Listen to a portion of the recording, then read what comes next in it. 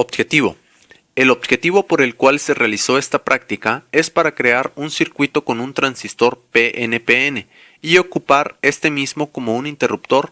Para poder visualizar con mayor rapidez la función de interruptor se conectará un LED. Objetivos específicos. Medir y verificar analíticamente los voltajes base emisor, colector emisor y colector base que se producen en el transistor cuando funciona como interruptor cerrado. Obtener los voltajes base emisor y colector base que se producen en el transistor cuando funciona como interruptor abierto. Medir y verificar las corrientes producidas por el transistor cuando funciona como un interruptor cerrado. Material utilizado. Multímetro.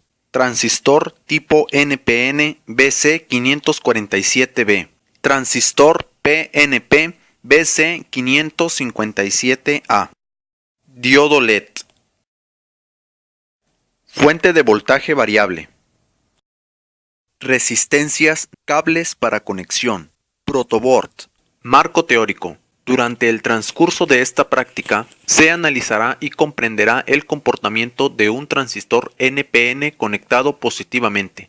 Esto con la finalidad de que el alumno realice distintos tipos de mediciones de voltaje y corriente dentro del circuito a realizar, para determinar relaciones de corriente, así como determinar la ganancia dentro del transistor.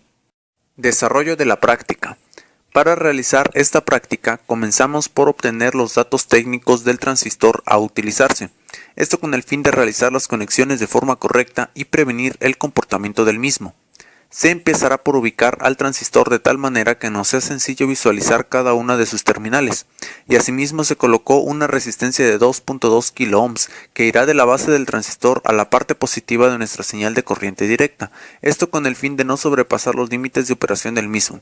Además se ubicó un cable que irá del emisor del transistor hacia la tierra del circuito. De esta forma se colocará otro cable del colector del transistor hacia la terminal negativa del LED, tal como se visualiza en el video.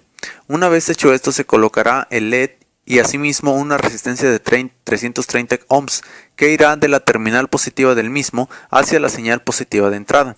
Una vez realizado lo anterior se colocará la fuente de alimentación de 12 volts que alimentará al circuito, para así, una vez energizado el sistema, se puedan realizar las mediciones correspondientes. Una vez realizadas las mediciones correspondientes, se procedió con el retirado de la resistencia de base, desenergizando a la misma. Esto con el fin de comprobar lo ya antes visto en el salón de clases. En el video se observa que a pesar de que desenergizamos la base del transistor, el LED sigue encendido. Esto debido a que la energía suministrada al sistema es muy alta y por lo tanto el voltaje logra encontrar un camino para completar el circuito de LED, por lo cual redujimos el voltaje suministrado al circuito a 5 volts, lo que nos permitió observar claramente la comprobación de la parte teórica ya antes analizada. Ahora podemos visualizar que el LED ya no enciende. Conclusiones de la práctica. Al término del desarrollo de esta práctica, los miembros del equipo aprendimos la operación de un transistor cuando éste funciona como interruptor. Se realizó un circuito con resistencias, una fuente, un transistor y un LED. Energizamos el circuito conectando todos sus componentes y observamos que el LED encendía. De esta manera comprobamos el funcionamiento del transistor como un interruptor cerrado. Posteriormente desconectamos la base del circuito y aplicamos una tensión, observando que el LED no encendía. Esto debido a que el transistor funcionaba como un interruptor abierto. Posteriormente se realizaron las mediciones de los voltajes entre el colector emisor, colector base y base emisor, así como las mediciones de las corrientes de la base, del emisor y del colector. También se determinaron las tensiones y corrientes de forma analítica y comparando dichos resultados con los obtenidos de forma práctica.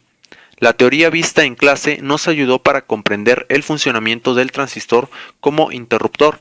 Esto se debe a que pasamos de una manera rápida entre la zona de corte y la corriente de saturación. Al término de la práctica se cubrieron todos los objetivos propuestos al inicio de esta. Por su atención, gracias.